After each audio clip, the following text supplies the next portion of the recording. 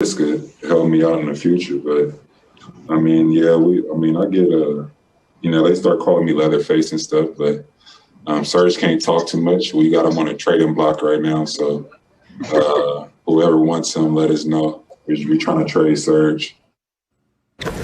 Now, Perk, obviously Serge is obviously not on the trading block. He was kidding around, which I think is funny because, look, Kawhi is supposed to be a fun guy, right? That's what we've heard about him. Mm-hmm. But the mask, whose mask? Who wore it better? The all-time mask man, Richard Hamilton, or Kawhi Leonard?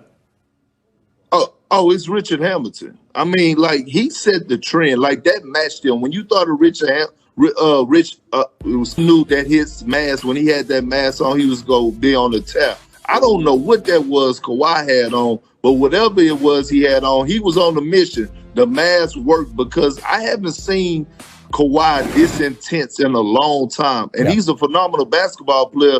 But, George, I guess it was the mask, but he was on a mission last night. He was on the mission. So if he's going to play like this, wearing that ugly mask, then if I'm Ty Lue, I'm going to tell him, you got to keep this on. Yeah, I'm with you wholeheartedly. And yeah, Rip Hamilton is the all-time masked man in the NBA. Although we were talking about LeBron earlier. Remember, LeBron wore that black mask back in the day with the Heat when he busted his nose that one time. He looked like, something out of like a cartoon type movie, like a superhero movie. But anyway, let's move on to the game, Perk. The Clippers are now 4-1, including a win over the Lakers and LeBron James, including a win over Nikola Jokic and the Nuggets, and now the Blazers, three of the top teams in the Western Conference.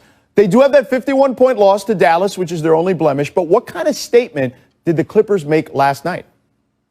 They made a huge statement with all the riffraff that was going on between the Blazers and the Clippers. I thought the Clippers took this game personal and they wanted to send a message, and they did just that.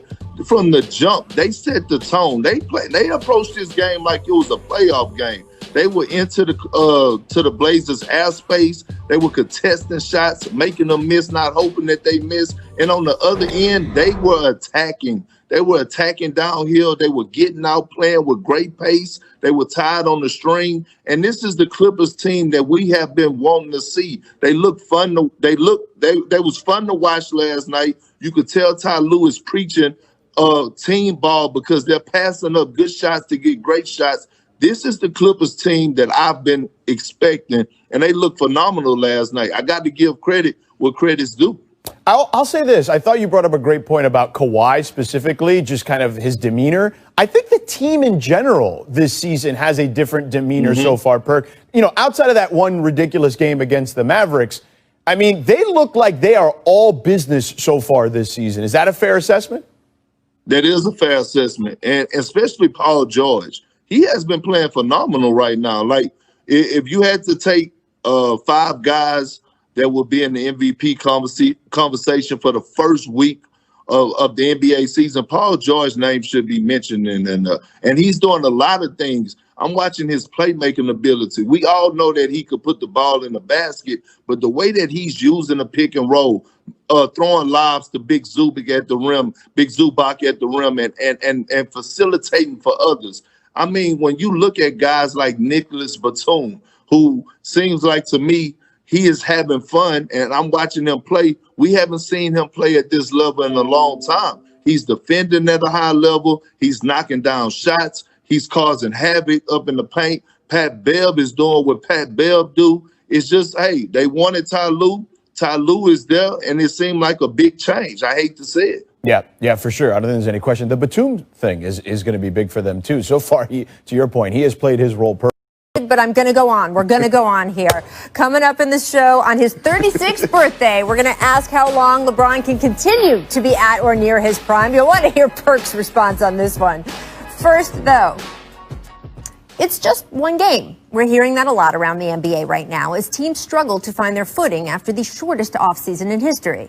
Hey, so we lost by 20, won by 40, whatever. It's just one game.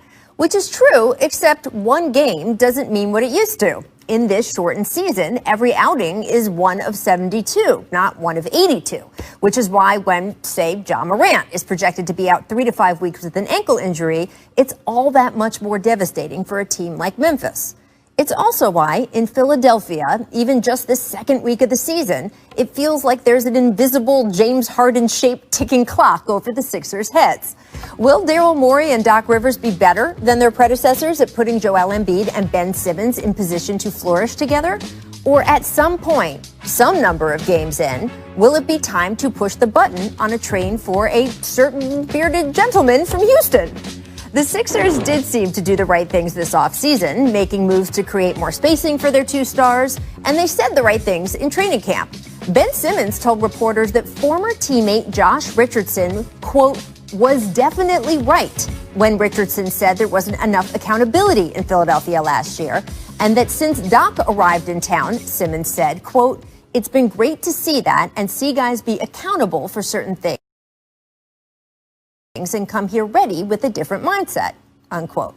Of course, those are all nice words, but now that the season has officially started, the games are what count. And last night against the Raptors, things did not start out well for the Sixers. Philadelphia trailed for most of the first half, shooting 29% from the field, just 22% from three.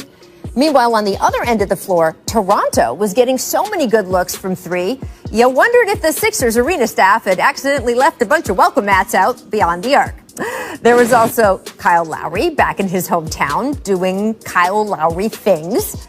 Yet slowly, as the game ground on, Philadelphia pushed its way through. Tobias Harris and Seth Curry both found their shots, combining for 18 points in the third quarter alone.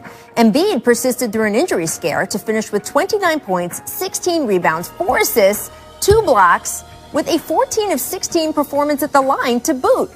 And the Sixers defense buckled down hard, holding Toronto scoreless for nearly 4 minutes in the final frame to turn the game for good. Now, this wasn't officially the game winner, but it felt like it. A nice Curry three on a pass from Embiid, where Curry was so wide open thanks to a triple team on Joel. The Sixers' updated roster construction working exactly like it's supposed to there. So what does it all mean? Should we be thinking this is finally the year that Embiid has a legit place in the MVP discussion? Should we be worried about Simmons still being predictable in the half court? Or should we be noting his defensive versatility as a marker of the Sixers being able to eke out more gritty wins like this one? Or should we not draw any conclusions at all? Sure, it was only just one game. But in this city, in this season, that means more than it ever has. So, Perk, seeing as how that was just one game last night, they're just a few games in, are you buying the Sixers roster tweaks so far? I am buying it. The thing that the Sixers were missing was spacers and guys that could shoot the lights out of the ball. You look at a guy like Danny Green. You look at a guy like Seth Curry, who I think just get props for shooting the ball. But Rachel, he's a hell of a basketball player. He's an underrated defender. He's an underrated playmaker. And then when you look at the structure of their team, just think about this. Tobias Harris was having one of the best seasons of his career with the Clippers under Doc Rivers. And Joel Embiid, I love what Doc Rivers is going to do for Joel, and what he's doing for Joel is he's holding them accountable, not on the offensive end, but on the defensive end. And it's a ripple effect. So when you can hold Joel accountable, not Ben Simmons is saying, you know what, I could play for Doc. I could go out here and lay it all out on the line. I love the way this team is structured. I think they're moving in a great direction. And last year at this time, if they were down at halftime like they were to the Raptors, I don't know if we would have seen this same fight. But since Doc Rivers is there, one thing I know about Doc, his halftime speeches are going to be on point, and he's also going to get guys to rally back and play together, and that's what we saw yesterday from the 76ers. You know, from the start, when Daryl Morey and Doc Rivers got together there, they made it very clear that this was going to be a Joel Embiid-focused team.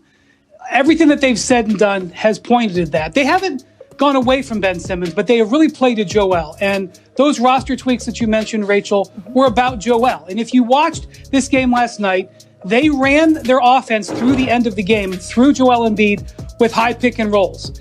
In their opener, where they had a 10-point comeback victory over Washington in the fourth quarter, they ran that whole fourth quarter offense through Embiid in the post. And, you know, that is really what this is about. This is about giving Joel Embiid what he wants, which is the ball in his hands and control to be the kind of MVP candidate that he thinks he can be. The other thing is, Doc Rivers is putting no pressure on Ben Simmons on three-pointers. He has not taken a three-pointer yet. Last year, remember Brett Brown publicly announcing, yes, Ben, we want you to shoot a three every game.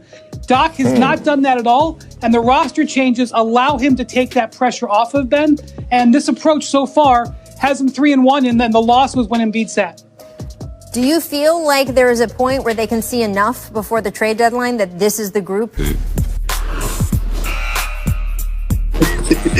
All right, time for make miss, make precision. LeBron working out of the post, hooks a no-look pass to KCP in the corner. Nick, how many guys in the league can make that pass? The guy is unbelievable, George. I'd say like one.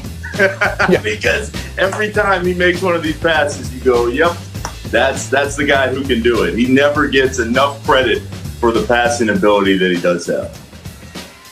Perk? Well, I believe it's two. It's three guys that can make that pass. Okay. It's LeBron, it's Luka, and it's playoff Rondo. We cannot leave Rondo out of this. There's three guys in the league that can make those type of passes. Yeah, that's fair. All right, next, miss, beef. Third quarter, Bucks Heat. Giannis and Chris Middleton having a little heated conversation over a defensive breakdown earlier in the quarter. And then on the next possession, Middleton finds Giannis for the alley-oop right here. Take a look. Boom. Perk, is that an encouraging sign for Milwaukee as they hash things out? Absolutely. You don't want guys over there sharing popsicles together, George. You want guys getting on one another because it shows one thing. Guess what? They care about winning. They care about messing up on defensive on the defensive end, and I love that. If you care, that shows a lot. A little fight in a relationship isn't bad, guys. It's a sign of growth and health. So that's a good thing. Yeah, wholeheartedly, no doubt. All right, next, make authority. Staying in Miami, check out this dunk on the break here by Kendrick Nunn. Kana with the stuff. And then back to San Antonio where DeMar DeRozan gets way up. Hello. Perk, which one was better? DeMar DeRozan, because here's why. You dunked on Montrezl Harrell, a guy who talks a lot of noise, brings a lot of tenacity, a guy who finished top 10 in protecting the basket last year, and you got to roll with DeMar DeRozan. Although Kendrick Nunn dunk was nice, we got to roll with DeMar DeRozan on this. Shout out, by the way, to the Heat Instagram where they said Kendrick Nunn posterized Bobby Portis, and then they said we're going to include his signature, and they superimposed Kendrick Nunn's signature on the post, which was awesome. That's so petty. All right, miss, traction. Hawks Nets. Kyrie breaks John Collins' ankles here. Oh, hello. Nick, ever seen such a casual ankle breaker? The guy can do that just about as well as anybody. Steph's got the best handles, George, but Kyrie breaks a hell of a lot of ankles through the year. He's awesome at that move. Well, I have to disagree with you on that one, Nick. Steph don't have the best handle.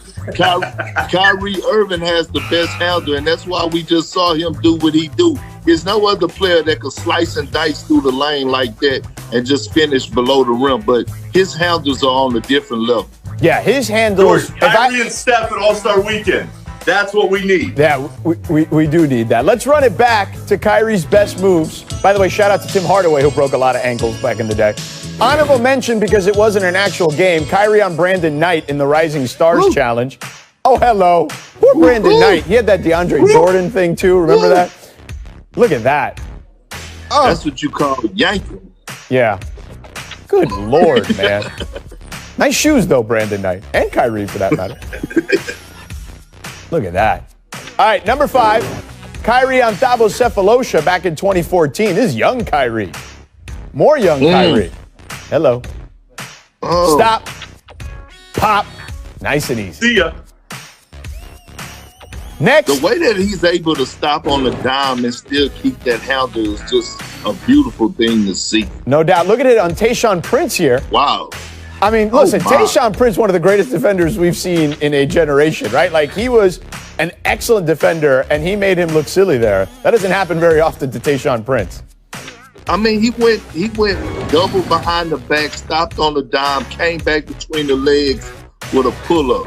Oh, here's another one against another great defender, Avery Bradley, who was a first-team All-Defender at one time. Still an excellent defender. Check that second team. I mean, George, and that's a great point. Listen, he's doing this against great defenders, elite defenders.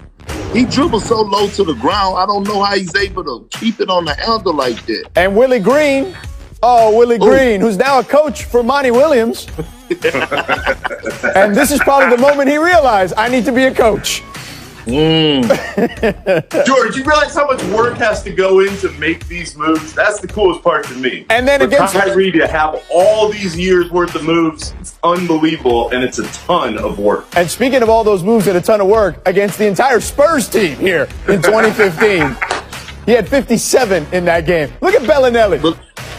I had front row tickets to that game, George. I actually was on the bench that game. Wasn't getting playing time, but I was right there to see that 57 points by Kyrie Irving. You got a front row seat to that crazy, crazy game. That is wild. All right, Kyrie's nice moves was one of many in the night last night in Brooklyn.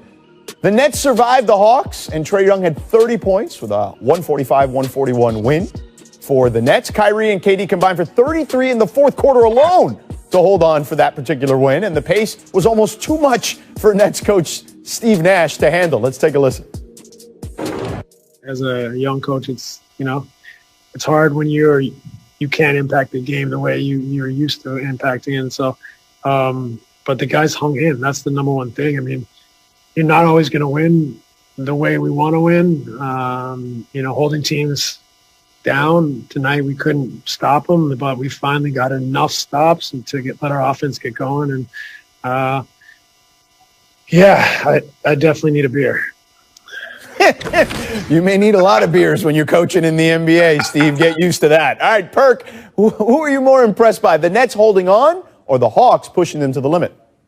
The Hawks pushing them to the limit. I had the Hawks making the playoffs this year, but I think they're going to be a dangerous out in the Eastern Conference, and I wouldn't be surprised if they make it to the Eastern Conference Finals. Trae Young is unguardable. They have a lot of firepower offensively, and now they have a leader. They're well coached, but they have a leader in playoff Rondo. And once this team continue to keep building and going in the right direction, come playoff time, they are going to be dangerous and they're going to be scary. And no one is going to want to see this young Hawks team.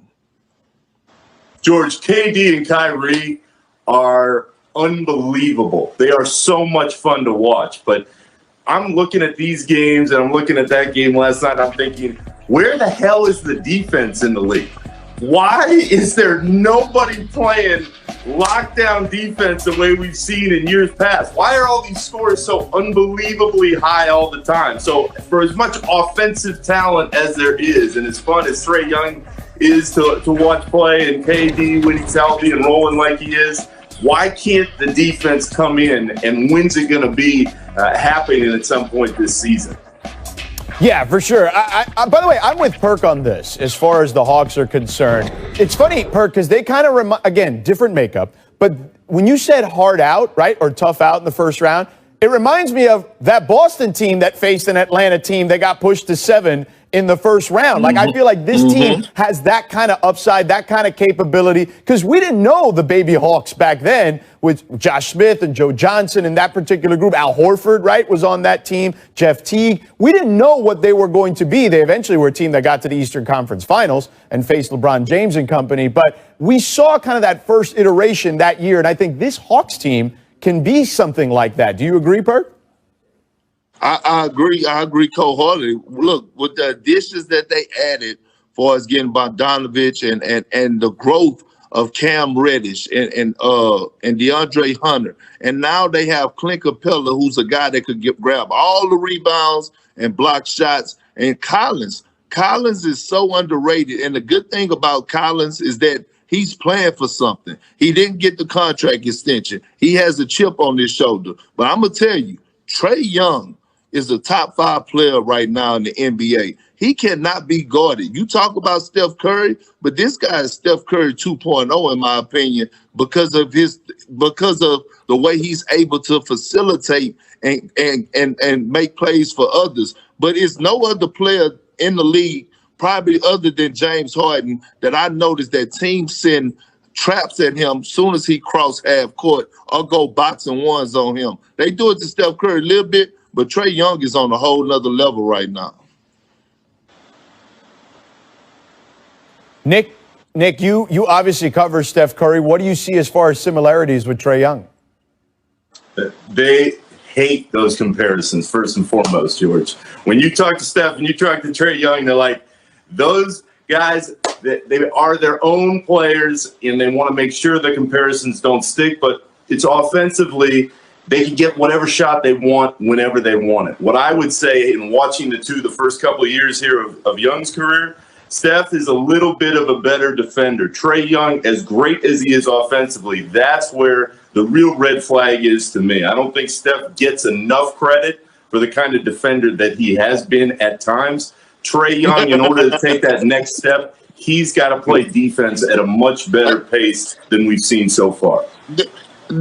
George, did Nick just say that Steph was a better defender? First of all, let Nick stop it right now, okay? Neither one of those guys are playing any type of defense, okay? Let's nip that in the bud. Now, I understand. Been much better the last couple of years. Yeah, because he's not guarding anybody. It's easy to guard somebody who just stand in the corner. Let's come on now. I know you cover the Warriors, but let's keep it real right now. But look, I want to say this. Think about this. John Collins turned down a 4-year extension for $90 million. So that goes to show me that he's betting on himself. And with a guy doing that, turning down $90 million, he has to perform at an elite level or all-star level. And he's doing that thus far. This Hawks team is going to be very, very dangerous come playoff time. Trust me. Yep, I'm with you, Perk, for sure. All right, coming up, as we wind down 2020, we look back at a few of our most memorable moments from an One app, one tap, that's that. One swipe, one slide, sing it back. One app running with elite QBs. Russell got the cannon throwing clutch TDs. Lillard crossing over, step behind the line. Ain't no need to watch the clock, cause you know it's dang time, yeah. You know what? One app with the 30 for 30s. 2-finger push-ups, Bruce Lee showing no mercy. Fat Five got the crew on deck, best believe Bo knows OG do a threat, yeah. No one else goes deeper, that's a fact. One slide, one tap, it's the ESPN app. It's a fact. Can you get this type of drama? Where else does history hang from the rafters? Where else is your own city home to your biggest rival? And 30 feet is still in range. Where else can a city this loud be this slept on? Where else is history still in the making? Oh my goodness! Where else?